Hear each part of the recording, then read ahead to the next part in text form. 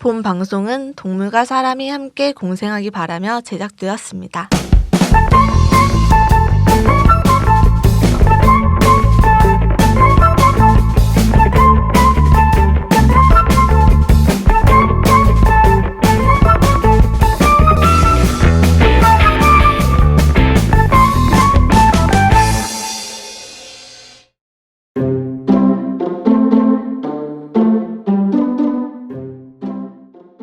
목소리는 어떻게 할까요? 좀 높게 할까요? 솔톤으로? 솔. 지금 한 도 정도 되는 것 같은데. 아 그래요? 솔 한번 해보세요. 솔. 아니 도가 난 것 같아요. 그럼 도로 할게요. 예슬 씨가 있으면은 진짜. 야 동지의 이지아입니다. 이렇게 할 건데 그거 같이 야 동지 해주셔야 돼요. 야. 그 섭외 때 없던 내용인데. 이거 원래 이렇게 애드립으로 다 가는 거라. 이건 그럼 솔톤으로 할까요? 나 솔톤 좋아하시나? 솔톤으로 하셔도 돼요. 유치원 교사 친구가 있는데 솔톤이 그렇게 중요하다고 하더라고요. 아 진짜요? 네. 잘 좋은. 저 지인도 이거 녹음할 때 솔톤으로 하라고. 아 그런 게 있어요? 그런 게 있어. 솔톤이라는 말. 근데 저는 음치니까. 도레미파솔 도레미파솔. 안 하시는 게 나을 것 같아요. 네, 그냥 네. 단호박. 약간 그렇게 들리세요. 네.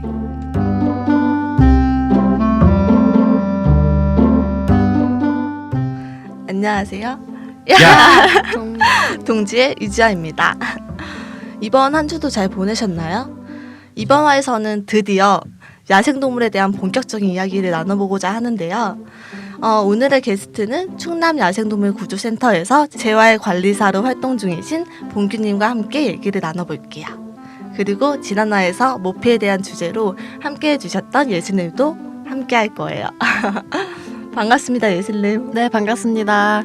봉규님 반가워요. 네, 반갑습니다. 네, 청취자분들께 간단히 자기소개 좀 해주세요. 네, 저는 충남 야생동물구조센터에서 재활관리사로 근무하고 있는 김봉균이라고 합니다. 네, 초대해 반갑습니다. 주셔서 감사합니다. 네, 그리고 뭐 재활관리사가 어떤 활동을 하는 직업이에요? 일단은 재활관리사는 구조센터에서 이루어지는 업무의 전반적인 거의 대부분의 업무를 담당을 하고 있고요. 네. 일단 가장 기본적인 동물의 구조부터 뭐 치료 그리고 재활 끝으로 방생까지의 뭐 일련의 과정뿐만 아니라 그 과정에서 발생하는 여러 가지 뭐 부수적인 업무, 예를 들면 교육이라던가 홍보 아니면 자원활동가 양성 뭐 이런 여러 가지의 일들을 주로 담당하고 있습니다. 굉장히 많은 일을 하시네요. 정말 네. 종합적인데요. 오늘 올라오신 거예요? 네, 방금 올라온 거예요. 얼마나 걸리세요? 뭐 기차 타고 올라오면은 KTX가 없어서 예산역에서는 한 2시간 정도 걸려요. 2시간. 네. 진짜 먼 길 하셨네요. 네, 조금 그렇죠. 네. 네. 식사는 안 했어요. 울렁증 때문에. 네 울렁증이 있으셔가지고. 네, 네. 대중교통 울렁증? 아니요, 방송 울렁증. 네. 대중교통은 뭐 24시간도 탈 수 있습니다. 네. 전 멀미가 있는지 알고. 아니요, 태어나서 멀미를 해본 적이 없어요. 네, 아이고, 물 많이 드세요. 네, 물이면 될 것 같아요. 네, 그러면 지금 충남 야생동물 구조센터에는 몇 마리의 동물들이 지금 보호받고 있나요? 보통 이제 동물들이 구조되는 거는 그 시기에 따라서 좀 수가 많이 달라지곤 하는데요. 네. 지금 같은 경우에는 약 30에서 40마리 정도로 유지가 되고 있고요. 이제 곧 있으면 야생동물들이 새끼를 낳게 되는 번식기가 시작이 되거든요. 네네. 이제 네. 번식기가 시작이 되면 정말 많은 수의 새끼 동물들이 구조가 또 이루어지거든요. 그렇게 되면은 많을 때는 한 200마리 가까이 되는 동물들이 네, 저희 센터에서 보호를 받는 경우도 생기게 됩니다. 그 200마리가 몇 명이서 관리를 하시는 거세요? 저희 같은 경우는 이제 저희 센터를 운영하는 뭐 센터장님이나 아니면 뭐 본부장님이 계시긴 하지만 네. 실질적으로 이제 실무를 담당하시는 분들은 수의사가 이제 2명이 있고요. 네. 그다음에 저와 같은 직책인 재활관리사가 4명이 있습니다. 그럼 6분이서 관리를 한다고 보면 되는 건가요? 그 6에 이제 도와주는 이제 근로학생이라는 또 친구들도 있고요. 또 자원활동가 분들도 오시고 그렇기 때문에 많은 도움 받고 있어서 그렇게 힘들지는 않은 것 같습니다. 다행이네요. 네. 이제 다음 달이죠. 다음 달 한 4월, 5월쯤부터 이제 새끼 동물들이 많이 들어오기 시작한다고 하셨는데 주로 어떤 동물이 들어오나요? 우리나라에서 이제 대부분의 야생동물은 먹이 자원이 가장 풍부해지는 네. 이제 뭐 6월에서 7월쯤에 새끼를 기르는 걸 선호하거든요. 네. 그렇기 때문에 지금부터 이제 많은 동물들이 둥지를 만들고 알을 품고 있고 네. 또 빠른 동물들은 벌써 이제 새끼를 기르고 있는 상황도 있고요. 네. 그래서 이제 이 시기가 되면은 새끼 동물을 구조해달라는 신고가 이제 많이 오게 되는데 네. 이제 보통 많은 사람들의 눈에 띄는 동물들이 좀 구조가 많이 되잖아요. 네네. 그래서 포유류 같은 경우는 이제 고라니가 음. 가장 많이 눈에 띄어서 구조가 되고요. 이유가 있나요? 고라니가 구조가 되는? 일단 고라니 같은 경우는 이제 사람이 야외에서 활동을 하다가 네. 이제 발견을 하게 되는데 고라니 같은 경우는 어미가 정말 없는 상태로 발견이 되는 경우가 대부분이에요. 네네. 그건 이제 고라니의 특성 때문에 그런 건데 네. 고라니는 자기가 새끼를 낳게 되면 새끼를 데리고 다니지 않아요. 그래서 어느 뭐 은폐가 가능한 그런 곳에 새끼를 눕혀놓고 네. 자기는 돌아다녀요. 그러다가 어느 순간 와서 젖주고 다시 가고. 아. 왜냐하면 자기가 새끼를 지킬 수 있는 능력이 그렇게 뛰어난 뭐 상위 포식계층이 아니잖아요. 네네. 그 천적도 많고요. 네. 그러다 보니까 이제 새끼를 돌보는 데 있어서 굉장히 신중한 거죠. 그런데 이제 사람들이 발견했을 때 그런 모습은 어미가 없는 것처럼 오인하기에 딱 좋아요. 네. 네, 그래서 많은 사람들이 그냥 고라니 새끼 덩그러니 있으면 아 어미 이렇구나라고 생각을 해서 구조를 하시는 거죠. 오해를 해서. 네네. 네, 그게 근데 어미가 충분히 케어를 잘하고 있는 상태인데. 물론 아닐 수도 있죠. 네, 정말 어미가 어떤 사고를 당했다라고 하거나 네. 아니면 새끼가 지금 그 상황이 위험한 상황에 처한 경우일 수도 있는데 네. 대부분은 정상적인 상황인 경우가 많아요. 헷갈리네요. 근데 그거를 어떻게 구분할 수 있어요? 일단은 이제 좀 관찰을 오래 신중하게 해주실 필요가 있어요. 멀리 떨어져서 어미 동물이 돌아오는지 돌아오지 않는지도 관찰을 해주셔야 되고 네네. 또 당장에 지금 구조하지 않았을 때 그 새끼 동물이 어떤 위험에 처할 수 있는지 이런 것도 좀 파악을 해주실 필요가 있어요. 예를 들면 뭐 새끼 너구리를 발견을 했는데 네. 그 너구리를 발견한 곳에 정말 얼마 떨어지지 않은 곳에 도로가 있다. 네. 그런데 그쵸. 그 새끼 너구리가 계속 막 도로 근처로 기어가려고 한다. 네. 뭐 이런 상황이라면 어미가 있고 없고 여부를 떠나서 구조를 하는 게 맞을 수도 있잖아요. 네네. 네, 그래서 그런 상황 판단을 해주시는 게 일단 중요할 것 같아요. 그러면은 이렇게 육안으로 건강 상태를 체크할 수가 있나요? 네, 일단은 이제 안 되는 경우도 있겠죠. 예를 네. 들면 뭐 내부 골절이 있다라고 한다거나 아니면 네네. 내부 장기에 손상이 있다거나 이러면은 뭐 육안으로는 불가능하겠지만 네. 이제 간단하게나마 어떤 상해가 있는지 뭐 혈흔이 있는지 네. 아니면 뭐 신체 일부가 비정상적인 모습으로 있는지 또는 움직임이 비정상인지 네. 뭐 이런 것들을 통해서 판단을 하실 수가 있겠죠. 그래서 만약에 뭐 어미 동물도 없고 네. 그렇게 신체적으로도 뭔가 문제가 있다라는 게 확실하다면 그렇다면 구조를 하는 게 또 맞는 상황일 거고요. 근데 고라니가 굉장히 특이한 케이스잖아요. 네, 그렇죠. 우리나라에서는 유해동물로 지정되어 있으면서 전 세계적으로는 멸종위기종이죠. 네, 맞습니다. 네, 그 이유에 대해서 알 수 있을까요? 일단은 이제 고라니는 우리나라에서 만약에 멸종이 된다면 네. 정말 심각한 야생 절멸의 위기에까지 빠질 수 있는 그런 동물이거든요. 이제 고라니는 우리나라에 가장 많이 살고 있고요. 그리고 네. 중국의 양쯔강 유역에 약간 좀 살고 있고, 네. 그다음에 이제 고라니가 뭐 유럽으로 이제 도입이 되는 과정에서 네. 유럽의 몇 개 국가에 소수의 개체가 살고 있는 그런 상황인데 네. 우리나라가 유독 고라니가 많아요. 고라니가 살 수 있는 좋은 환경을 갖추고 있는 것도 있고 또 많은 분들이 아시다시피 고라니를 이제 먹을 수 있는 상위 포식자가 없는 상황이다 보니까 네, 개체수 포식자가 조절도 없어서. 네, 아무래도 어려운 상황일 거고요. 네네. 이제 고라니가 우리나라에서 유해동물로 지정되어 있는데 그럼 고라니를 수렵할 수 있는 지역이 어딘가요? 일단 그 지역 같은 경우는 매번 달라져요. 그래서 고라니로 인한 피해가 입증되는 그런 지역을 네. 이제 매년 겨울쯤이 됐을 때 이제 선정. 지자체에서 네. 환경부와 이제 통해 가지고 선정을 하게 되죠. 그러면 그 지역에 한해서만 개체수 조절이 가능해지는 거고요. 그렇지만 사실은 정말 많은 곳에서 고라니는 아름아름 사냥이 되고 있는 상황이고요. 네. 근데 이게 사실 너무 비판을 할 수가 없는 게 고라니로 인해서 피해를 받는 농가나 또 많은 분들이 계신 건 너무나 분명하거든요. 네, 그렇기 때문에 이제 쉽사리 또 이게 문제가 있다라고 보기는 좀 어렵죠.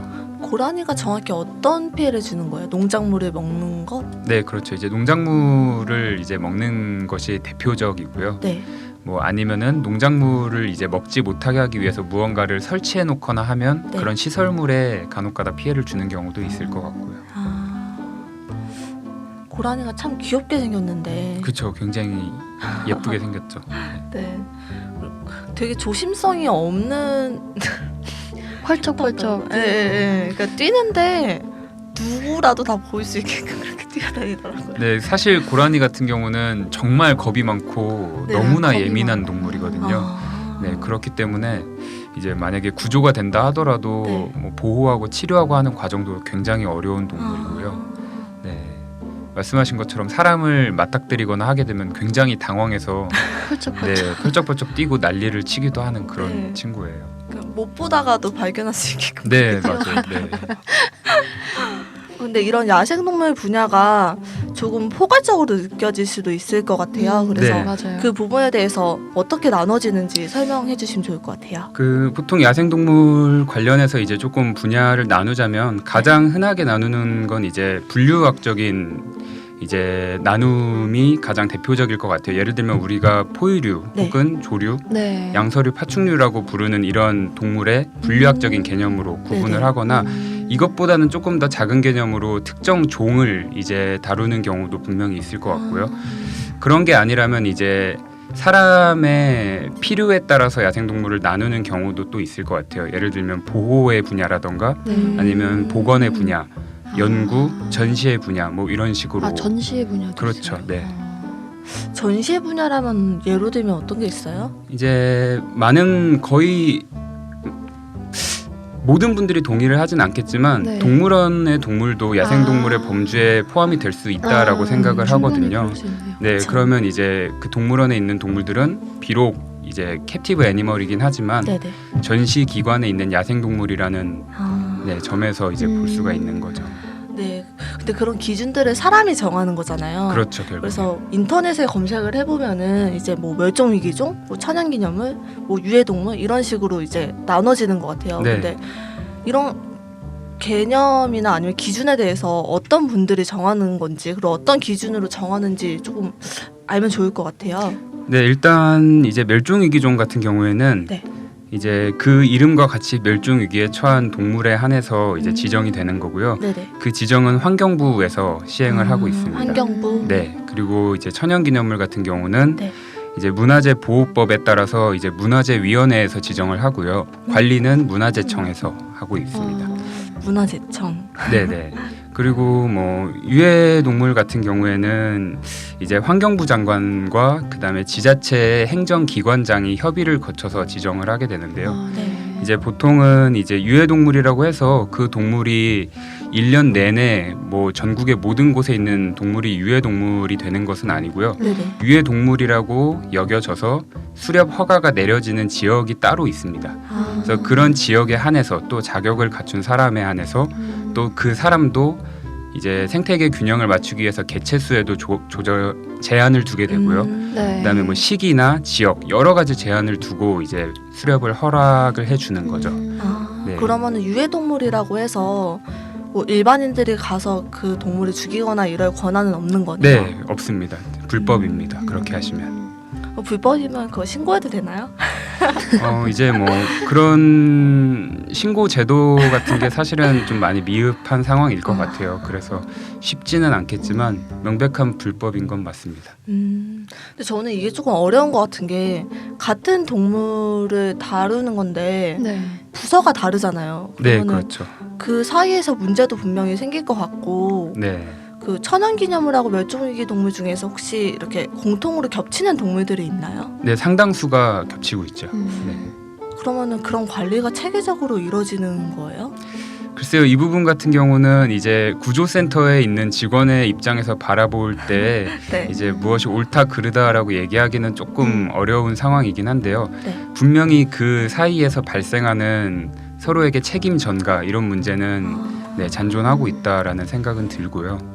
네, 그런 부분이 좀 하루빨리 이제 맡은 바를 확실하게 명확하게 할 수 있는 그런 제도적 개선이 필요하다라고 생각을 하고 있습니다. 그러면 예를 들면 어떤 동물이 있어요? 이제 예를 들자면 이제 얼마 전에 이제 경기도 안성에서 수리부엉이가 네. 그 야생동물 사진가들에 의해서 괴롭힘을 받는 그런 상황이 있었는데 네네. 수리부엉이는 이제 천연기념물이자 또 멸종위기 2급으로 지정을 받아서 보호를 받고 있거든요. 네. 그런데 이제 그 어느 부서에서도 그러한 문제를 조속히 해결하려는 그런 움직임을 보이지 않았어요. 그래서 그런 점을 봤을 때 아무래도 이런 행정적인 여러 가지 이런 역할이 좀 부족한 건 사실이지 않나 하는 생각은 들고 있습니다. 뉴스는 꽤 많이 보는 것 같은데 네네. 해결 방안이 많이 없나 봐요. 그렇죠. 네. 그러면은 저희가 어찌 보면은 어찌 보면이라고 하니까 갑자기 어찌님이 생각나네요. 드립인가요? 아니요, 저 그 지인이 저 1화 때 상경에 대해서 얘기를 네, 알고 나누신 분이 있습니다. 다음 네. 어찌 어찌 네. 예. 어찌 분이 아 지금 새로운 게스트 모셔놓고 다른 이전 게스트 말씀하시는 건가요? 제가 조금 더 열심히 하겠습니다. 게스트님 빈정 상하기 전에 아니, 빨리 다음 아니 질문. 그래서 이미 약간 늦은 감이 식사도 안 하시고 오는데. 네 죄송합니다. 맞아요. 무리면 됐죠. 뭐. 정보 전달이 되게 확실히 잘 되는 것 같아요. 어떤? 그 게스트님이 이렇게 얘기해 주시는 게 말씀을 잘하셔서 네네. 지난 화랑은 조금 다른가요? 지난화도 괜찮았었어요. 본인이 하셨잖아요. 네 맞습니다. 듣는 대중이 판단해 주실 겁니다. 네 죄송합니다. 아 네.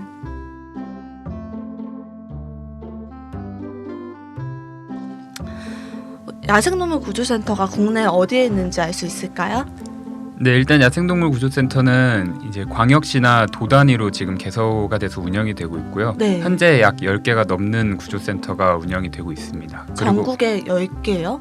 10개가 조금 넘어요. 네. 그러면 사실 많은 수가 아닌 것 같은데. 그쵸? 적은 거 아니에요? 네, 이제 생각에 따라서 조금 다를 것 같은데 네네. 네, 조금 더 그리고 생길 예정이고요. 음. 일단은 우리나라에서 구조센터가 개소돼서 운영된 역사 자체가 굉장히 짧아요. 네, 네. 그럼에도 불구하고 생긴 것 자체는 전국에 굉장히 빠르게 많이 생긴 편이에요. 아 그래요? 네. 그렇구나. 그러면은 해외 같은 경우는 얼마나 있는지 아시나요?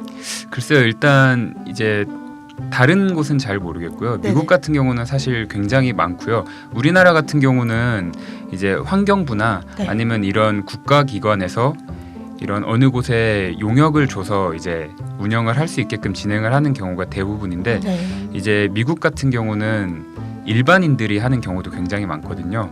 그래서 사설 보호소처럼. 네네네. 그래서 일반인이 운영을 하고 뭐 국가의 지원을 어느 정도 받는지 안 받는지 모르겠지만 대부분 이제 자원 활동이나 아니면 많은 분들의 기부금을 통해서 운영이 되는 네, 그런 경우가 많아서 그런데 이게 장점도 있고 단점도 있어요, 사실. 네. 그럴 것 같아요. 네. 혹시 국내에 그렇게 도입이 됐을 경우는 어떻게 생각하세요? 일단은 이제 그렇게 사설로 운영이 되고 또 여러 대중의 힘을 이제 통해서 운영이 되고 했을 때 결과적으로 대중의 참여를 이끌 수 있다는 점에서는 굉장히 긍정적일 수 있다라고 생각을 하고요. 그렇죠. 네, 그런데 문제는 그 대중의 지원이나 관심이 항상 같지는 않을 거란 말이죠. 그러면 어느 해에는 뭐 예산이 이 정도 확보가 됐는데 또 어느 해에는 예산이 그것보다 훨씬 더 줄어버리거나 이렇게 되면 기존에 운영하고 있던 체계가 굉장히 많이 흔들릴 수가 있잖아요. 그런 점에 있어서 불안한 감이 없지 않아 있기 때문에 근데 지금 같은 경우는 이제 국가나 아니면은 지자체의 단위에서 예산을 책정해서 이제 지원을 하기 때문에 그런 문제는 없죠. 대신 대중의 참여나 아니면은 뭐 이런 그런 뭐 네네네, 대중의 그런 거, 관심을 그런 거, 네. 이끌어내는 그런 게 약간 좀 부족하지 않나 싶은 생각은 있습니다. 야생동물 구조센터에서 봉규님이 하시는 일이 어떤 일이 있으세요? 일단 저 같은 경우는 이제 SNS나 아니면은 블로그, 방송 매체 등을 통해서 이제 대중과 야생동물을 소통할 수 있게끔 하는 홍보 역할을 또 주로 하고 있고요. 또 교육 컨텐츠를 생산해내거나 이것을 또 대중에게 이제 적용할 수 있는 그런 교육의 역할을 또 담당을 하고 있습니다. 교육까지. 네, 보통 이제 대부분의 사람들이 야생동물은 보호해야 되는 존재라는 거를 너무나 잘 알고 계신데 네. 반면에 이 친구들을 어떻게 보호해야 되는가에 대해서는 잘 모르시는 게 사실이거든요. 저 그거를 네. 알려주는 데가 없어서. 네네, 그런 게 아무래도 이제 그동안의 교육의 부재 때문이 아니었나 싶어서 네. 네, 그런 부분을 좀 중점적으로 하려고 노력을 하고 있습니다. 그러면은 뭐 예로 들면 어떤 교육을 하세요? 이제 저희가 블로그나 페이스북에 뭐 동물의 생태적인 정보나 네. 아니면 그 동물이 구조센터에 들어와서 거쳐갔던 이야기 같은 것들을 이제 글이나 여러 가지 방법을 통해서 이제 대중에게 알리고 있는데요. 그런 건 역시도 홍보와 동시에 이제 대중에게 무언가를 전달할 수 있는 교육의 일환이라고 생각을 해서 진행을 하고 있고, 그다음에 구조센터에 찾아오시는 분들이나 아니면은 구조센터의 이야기를 듣고자 하는 어느 단체 같은 곳에 이제 가서 그런 이야기를 전해주는 강연 같은 것들을 종종 진행을 할 때가 있습니다. 그러시구나. 페이스북은 이름 어떻게 검색하면 나오나요? 네, 충남 야생동물 구조센터를 아. 검색하시면요, 네 나오니까요. 좋아요가 좀 있으면 2,000을 넘을 것 같아요. 와. 네, 많이 도와주세요. 네. 저희 그냥 소신껏 하고 있어요. 블로그와 페이스북. 네, 네. 하나의 매체를 관리하는 그런가요? 것도 네 정말 힘든데. 멀티. 네. 근데 게다가 제가 글을 읽었었는데 필력이 아. 아유, 아닙니다. 정말 안 아니, 저- 좋다고. 아직 말도 안 했는데. 죄송해요, 제가 필력이 안 좋다고 할 수도 있잖아요. 네. 경솔했네요. 네. 성급했네.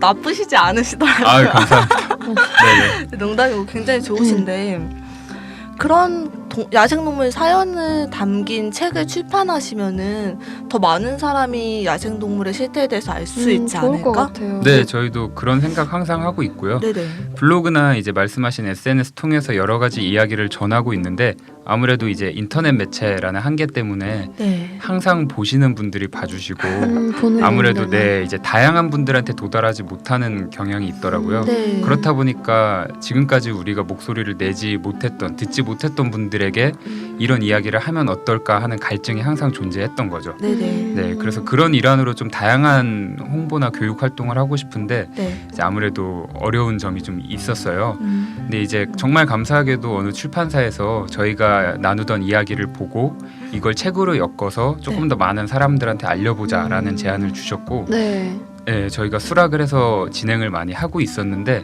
네. 갑작스럽게 출판사의 사정으로 인해서 계약이 파기가 된 상황이에요. 바로 얼마 전에. 너무 네. 안타깝네요. 네, 그래서 진짜. 개인적으로 굉장히 안타깝죠. 그래서 지금 그 기존에 진행하던 부분이 있고 네. 또 원고 같은 경우도 다 작성이 되어 있는 상태니까 출판만 하면 되는데. 네, 네. 네. 그래서 지금 이 방송을 들으시는 혹시라도 출판 관계자가 계시다면 네. 네, 언제든지 연락 주시면 감사하겠습니다. 네. 연락 정말 주셨으면 좋겠네요. 네. 핑미요. 네? 핑미. 죄송합니다. 핑미.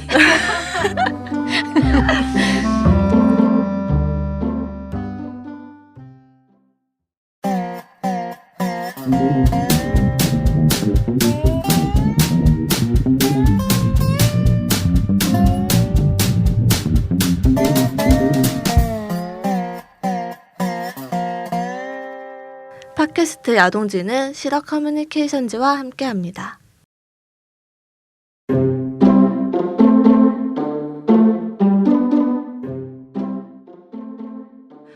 국내 야생동물 실태가 좀 알려지지 않은 것 같아서 굉장히 안타까운 것 같아요. 네, 그렇죠. 아직까지 이제 야생동물이 구체적으로 어떤 피해를 겪고 있고 네. 또 현재 어떤 위기에 처해 있는지 많은 분들이 모르시는 게 또 사실이라서. 네. 근데 또 문제는 그런 이야기를 들을 수 있는 곳도 없거든요. 네, 아무래도 지금 현대 사회가 네. 이제 환경이나 뭐 생태에 관한 교육은 아무래도 멸시 아닌 멸시를 좀 하고 있고, 뭐 어떤 일까지 있었냐면 네. 이제 딱새라는 새가 어느 한 학교 교실에 이제 둥지를 틀었어요. 아. 그래서 알을 품고 새끼까지 태어났는데 네. 이제 학교에서 그 딱새 둥지를 빨리 치우라고 저희한테 연락을 하더라고요. 치워달라고. 네네네. 영어나 수학은 그렇게 중요하게 여기는 학교에서 네. 네, 그 동물이 새 생명이 태어나는 그런 순간을 관찰하고 그런 걸 위하는 모습은 전혀 보이질 않는 거죠. 그게 우리나라 교육의 현 주소이기도 하고요. 네네. 네, 그렇기 때문에 많은 분들이 모르시는 게 또 당연하지 않나 싶어요. 아무래도 학생들이 좀 장난치고 그럴 수도 있으니까 좀 위험해서 그럴 수도 있지 않을까요? 만약에 그런 이유였다고 한다면 이제 학교 내에서 충분히 그거에 대해서 학생들한테 알리고 그렇죠. 이제 공생할 수 있는 음. 방법을 찾았을 것 같아요. 네, 교육을 해줄 수 있는 그렇죠. 그랬으면 기회가 더 될 좋았을 수도 텐데. 있잖아요. 네네. 네. 근데 사실은 저희한테 치워달라고 했던 이유 자체가 수업에 방해가 되기 때문이었거든요. 수업의 방해. 네. 네, 물론 새가 뭐 조금 짹짹거리고 네. 배설물 좀 주변에 이제 생기게 하고 뭐 네네. 이런 피해가 있을 수도 있지만 그런 피해들을 충분히 충족시키고도 남을 만한 게 이제 생명의 탄생에 대한 그런 기쁨이잖아요. 네. 네, 그런데 그런 걸 전혀 이제 고려하지 않았던 거죠. 그래도 구조센터에서 일하시면서 약간 보람찼던 일이 많으셨을 것 같아요. 네네. 네, 그 중에서 가장 보람찼던 일 하나 말씀해 주세요. 일단 구조센터에서 일하면서 가장 보람되는 순간은 역시 뭐니 해도 다친 동물을 치료해서 네. 이제 재활의 과정을 거치고 건강을 되찾아서 다시 자연으로 돌려보내는 그 음. 순간일 텐데요. 네네. 그 동물이 얼마나 많은 고통과 또 힘겨운 시간을 이겨왔는지를 바로 옆에서 봐왔잖아요. 네. 네, 그렇기 때문에 그 순간이 그렇게 뿌듯할 수가 없죠. 네, 그럴 정말 것 같아요. 경이롭기까지 하고요. 그런데 네네. 이게 됐으니까. 네, 근데 참 아이러니한 게 그 순간이 가장 씁쓸한 순간이기도 해요, 사실은. 왜요? 저희가 그 친구가 얼마나 힘겨운 시간을 견디면서 지내왔는지 그 무게를 알고 있잖아요. 네. 그런데 현재 자연환경은 너무나 가벼운 거죠.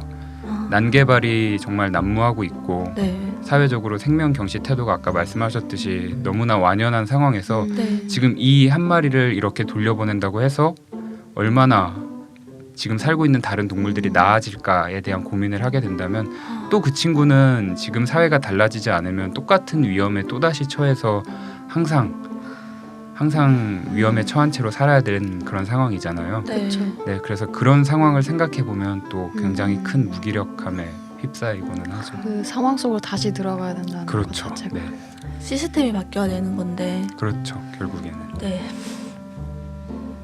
구조센터에 있으면서 가장 기억에 남는 에피소드나 아니면은 동물이 있을까요? 네, 일단 제가 지금 이렇게 야생동물의 곁에서 살아온 지 그렇게 길진 않아요. 한 5년 정도밖에 안 5년? 됐거든요. 오래된 것 같은데. 네, 그러면서 정말 많은 동물을 옆에서 지켜봐 왔고 기억에 남는 동물도 많은데 그 중에서 이제 한 사례를 꼽자면 네. 이제 13년도부터 지금까지 저희가 보호하고 있는 너구리가 한 개체 있거든요. 네, 그 너구리의 이야기가 가장 기억에 많이 남습니다. 네. 그 이야기를 들을 수 있을까요? 아, 네, 물론이죠. 일단 그 너구리는 13년도 여름에 네. 이제 태어난 새끼 너구리였거든요. 네. 그 새끼 너구리를 일반인께서 이제 산책로를 이용하시다가 발견을 하신 거예요. 그래서 아까 얘기했던 것처럼 새끼 동물을 발견하고 어미를 잃었구나라고 이제 생각을 하신 거죠. 네.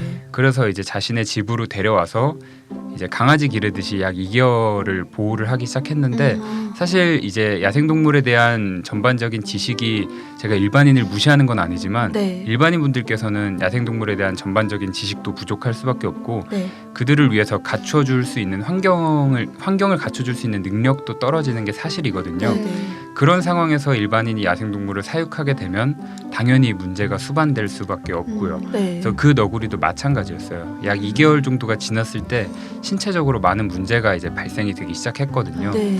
그러면서 이제 그분께서 더 이상 사육을 할 수가 없구나라고 생각을 하시고 이제 음. 저희한테 신고가 들어와서 저희가 데리고 오게 됐는데 일단 저희한테 왔을 때 잘 못 걸었어요. 다리에 뼈가 굉장히 약하고 휘어 있었거든요. 아. 이제 그런 걸 봤을 때 이제 성장을 급격하게 해야 되는 시기였는데 네. 영양적인 불균형이나 아니면 아. 부족한 운동으로 인해서 신체적으로 문제가 발생했다라는 걸 너무나 여실히 알 수가 있었던 거죠. 네네. 네, 근데 정말 다행히 그렇게 늦지는 않았어요. 그래서 치료도 잘 됐고 잘 걸을 수 있는 상태로 회복을 재활을 했어요. 관리해 주신 네네네. 거예요. 네, 그런데 그런데 됐나요? 아니요, 지금까지 저희랑 같이. 함께 하고 있습니다. 아. 네. 이제 그 이유가 제가 가장 기억에 남는 이유인데 네. 이제 그 친구 같은 경우는 너무나 우리가 잘 알 수 있는 게 그 일반인 분께서 2개월간 보호하시면서 정말 잘해주신 것 같아요. 네. 그래요. 정말 많은 사랑을 주시고 그리고 그 너구리가 2개월간 그 사람의 사랑을 너무 많이 신뢰해 버린 거죠. 네, 그래서 지금 그 너구리는 사람을 전혀 무서워하지 않고요. 아. 우리가 흔히 생각하는 그냥 강아지 같아요. 네, 그런데 이렇게 사람을 무서워하지 않는 야생동물은 야생으로 절대로 돌아갈 수가 없거든요. 네네. 그렇다고 네. 하더라고요. 네, 이제 그 이유가 뭐냐면 일단은 야생성을 잃었기 때문에 야생에서 살아갈 수 있는 능력 자체가 많이 떨어져 있는 상황이고요. 근데 사람을 무서워하지 않기 때문에 사람의 근처에서도 서식을 하려고 해요. 또 사람에게 의지하려는 경향도 있고요. 네네. 그러면 이제 보다 많은 위험에 쉽게 노출될 수밖에 없는 상황이 돼요. 그리고 몇몇의 동물은 심지어 자기가 어떤 동물인지 어떤 종인지를 모르는 상황까지도 되거든요. 그러면 이제 야생으로 돌아갔을 때 자연에서 살아가면서 필요한 무리로 합류를 한다던가 아니면 뭐 번식을 한다던가 네. 이런 야생 생태계의 구성원으로서 역할을 전혀 못하는 경우도 있어요. 네, 그렇기 때문에 이 친구는 자연으로 돌려보낼 수 없다라고 판단을 내렸고요. 지금까지 저희랑 함께 지내고 있습니다. 너구리 이름 따로 있나요? 이제 야생동물 구조센터 같은 경우는 구조된 동물들에게 이름을 붙여주지 않아요. 네, 그게 왜 그러냐면 말씀드린 것처럼 그 이름을 부름으로써 본의 아니게 얘가 이 동물에게 반려동물처럼 대하거나 하는 그런 태도를 가지게 될까봐 굉장히 조심하는 거거든요. 그런 사실 처음 알았어요. 네, 그런데 이제 저희가 이름을 붙이는 동물들이 있어요. 네, 그 동물들은 이제 자연으로 돌아갈 수 없어서 저희와 계속해서 함께 해야 되는 동물들인데 네. 이 너구리도 그래서 클라라라는 이름을 지니고 있습니다. 네, 제가 지은 건 아니고요. 네. 클라라. 그래서 저가 있던 철원 야생동물 구조센터에서도 이름이라기보다는 우선은 그 아이를 불러야 되니까 그 네. 동물을 불러야 되니까 이제 발견된 구조 지역명을 붙여서 그렇게 잠시 임시 이름처럼 네. 사용을 하고 있더라고요.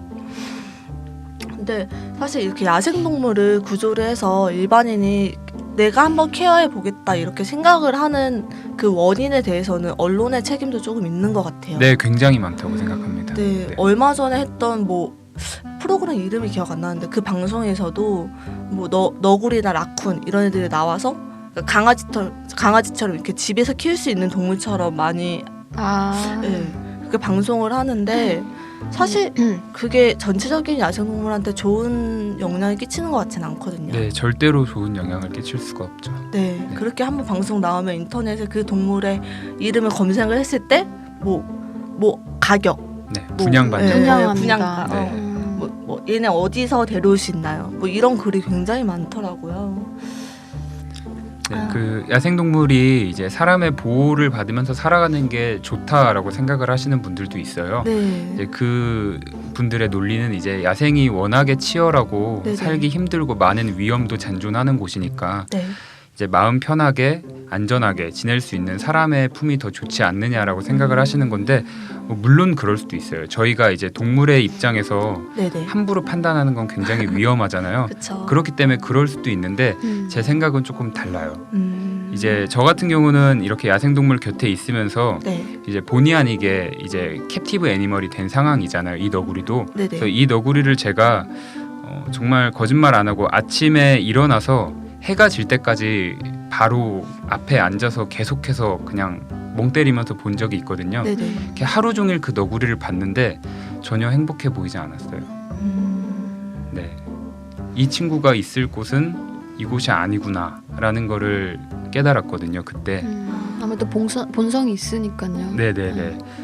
그러면서 이제 제가 이 너구리가 저한테 굉장히 특별한 존재이고 기억에 남는 이유가 바로 그거예요. 이제 그 친구를 보면서 제가 야생동물의 정말 중요한 위치는 어디이고 야생동물에게 야생은 어떤 의미이고 또 사람이 야생동물을 어떻게 대하고 생각해야 되는지를 이제 많은 고민을 할 수 있게 해준 친구가 바로 그 친구거든요.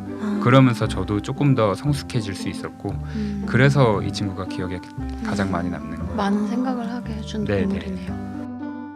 우연히 야생동물을 구조했을 때 어떻게 하면 될까요?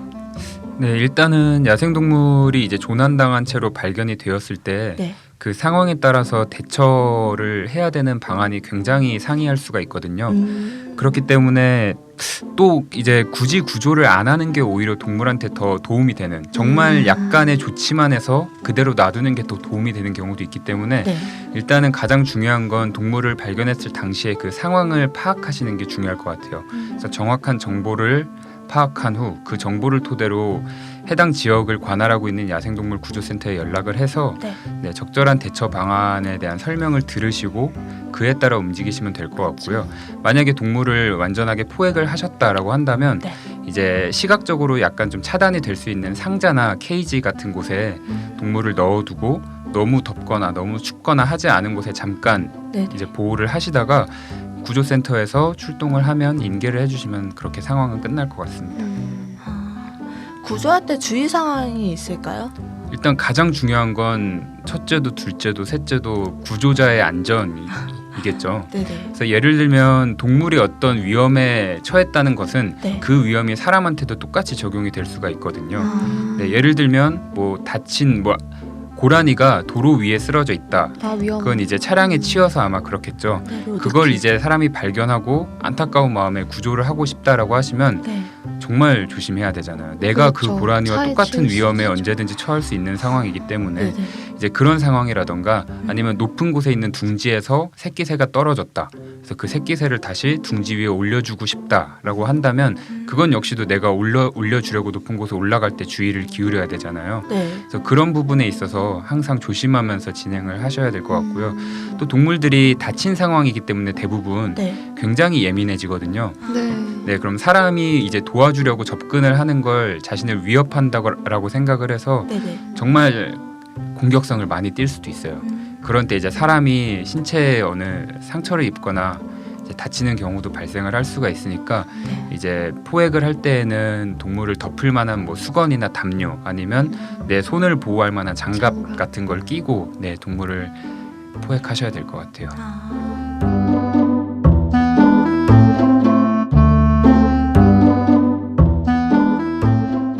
네, 본캐님이 가장 좋아하는 야생동물이 있을까요? 네, 일단 제가 가장 좋아하기도 하고 또 네. 여러분들한테 소개해드리고 싶은 동물이 하나 있는데 네. 이름은 넓적부리 도요라고 하고요. 그 새가 이제 전 세계적으로 가장 심각한 멸종 위기에 처한 새예요. 네네. 네, 그래서 그런 새가 있지만 사실 거의 아무도 모르시거든요. 네네. 그리고 그 전 세계적으로 가장 심각한 멸종 위기에 처한 그 새가 심지어 우리나라에 오거든요. 근데 그조차도 모르시는 이번에 분들이 오는 거예요? 아니요, 매년 오고 있어요. 아 네네. 철새처럼요? 네네. 아. 네, 그래서 그런 국빈 뭐 이렇게 방문하듯이 미리 많이 드셨나요? 비행기 타고 기내식 먹고 러시아에서 내한해요. 네. 러시아에 있다가 내한하고요. 그다음 동남아시아에 있다가 내한해요. 비자 없이 들어옵니다. 그럼 저희는 뭘 준비해 놓으면 되나요? 레드카펫. 근데 이름에 그 친구의 특징이 다 들어가 있어요. 아 이제 귀여울 것 같아요. 네네. 이제 도요 물대새 중에 하나인데 일단 네네. 도요가 들어가죠. 그리고 그 앞에 넓적부리라는 이름이 들어가는데 말 그대로 부리가 넓적하게 생겼어요.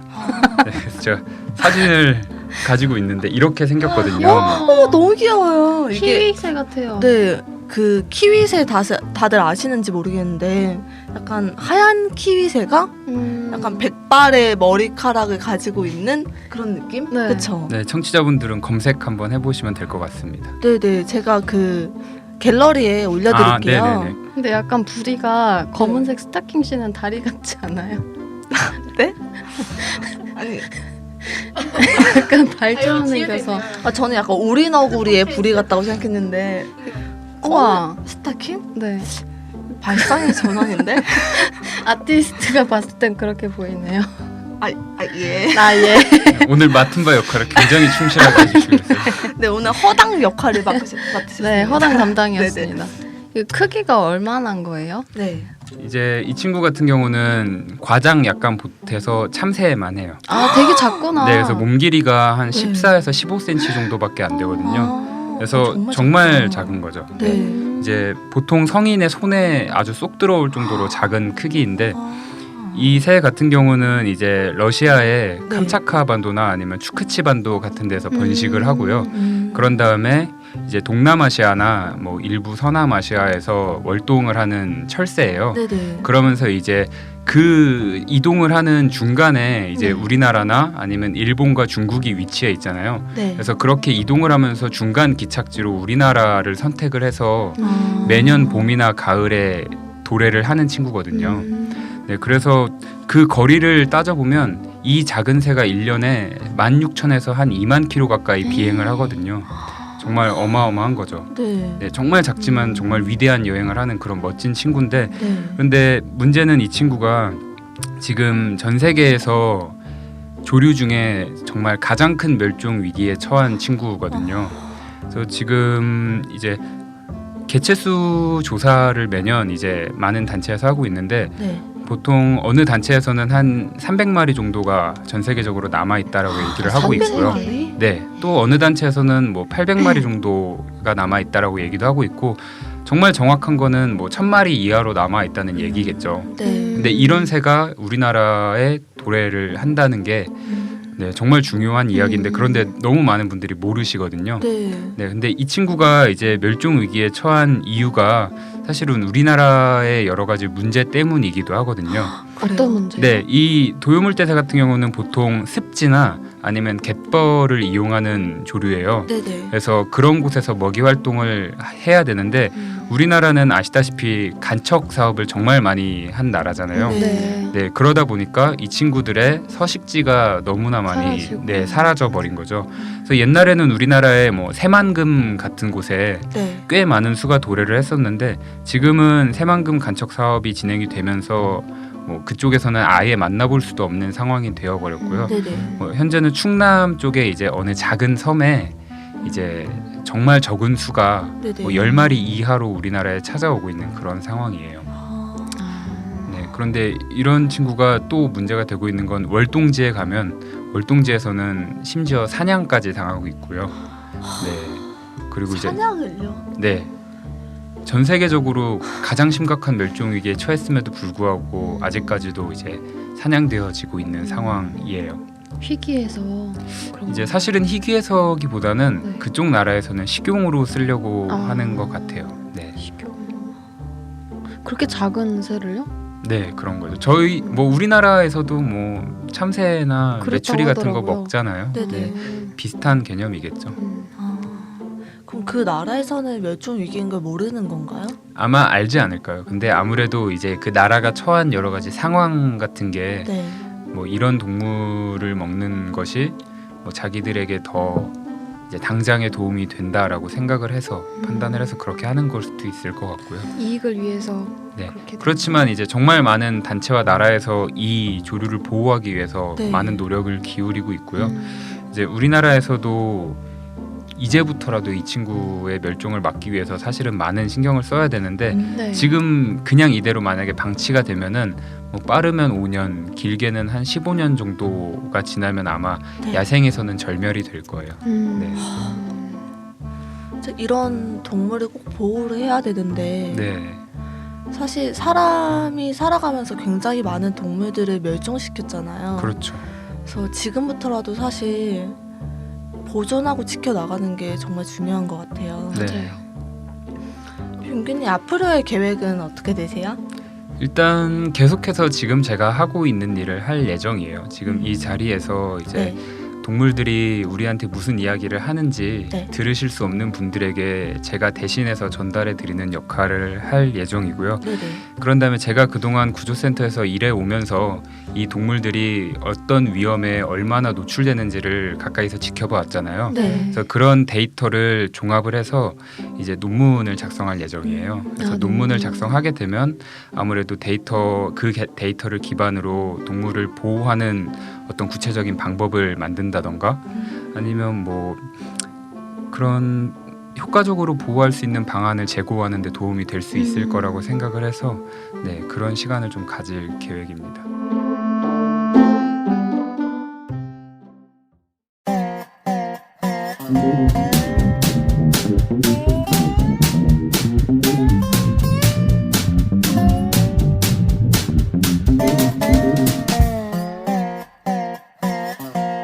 이 방송은 생명다양성 재단의 후원으로 제작되었습니다.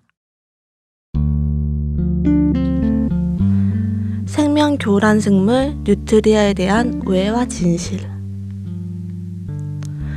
뉴트리아는 억울합니다. 원에서 한국에 온 것도 아닌데 맞아 죽고 포획틀에 갇혀 죽고 박멸해야 할 대상이 된 것도 모자라 괴물지라는 별명까지 얻었기 때문입니다. 남아메리카에서는 생태계의 정상적인 구성원이던 뉴트리아. 왜 한국에 와서 괴물지가 되었을까요? ным 너구리라고도 불리는 뉴트리아가 괴물지로 불리게 된 이유는 쥐와 닮은 외양의 커다란 몸집 때문일지도 모릅니다. 앞모습만 보면 크긴 하지만 좀 귀여운데? 라고 생각하다가 꼬리를 보는 순간 눈살이 찌푸리는 이들이 많을 거예요. 하지만 뉴트리아가 괴물지가 된 진짜 이유는 뉴트리아로 인한 피해가 부풀려졌기 때문이에요. 뉴트리아는 닥치는 대로 농작물을 먹어치운다. 사람을 공격해서 손가락을 물어버리는 애도 있다. 뉴트리아가 있는 지역은 습지가 초토화가 된다.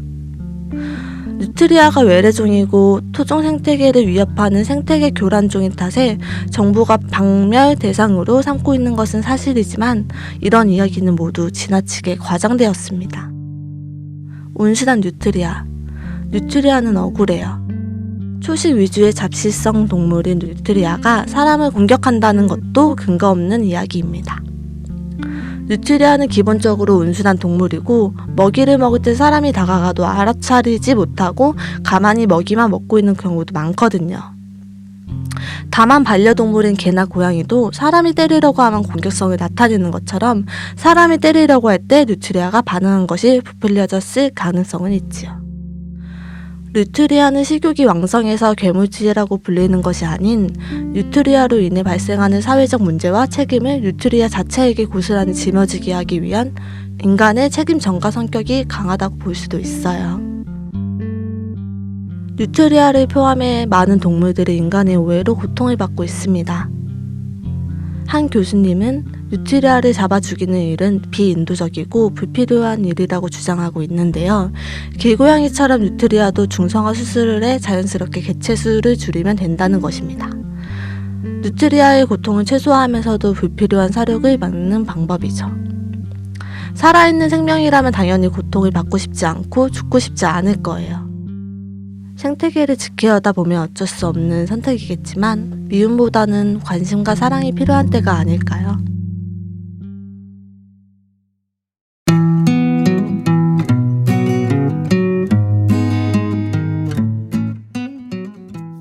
이제까지 야생동물 재활관리사 본규님과 함께 국내 야생동물 실태에 대해서 이야기를 나눠봤어요.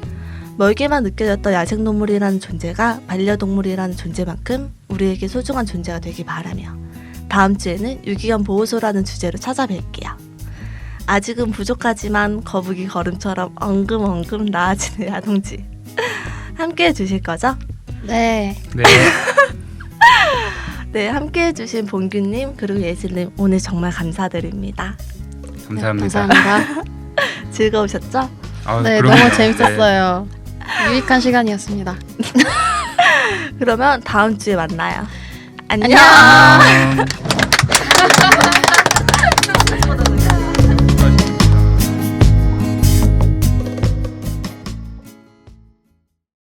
저희 야동지는 페이스북 페이지를 운영하고 있습니다. 검색창에 야동지를 검색하신 후 동물 보호에 관련된 정보를 볼 수 있어요. 문의 및 사연도 받고 있으니 언제든지 함께 해주세요.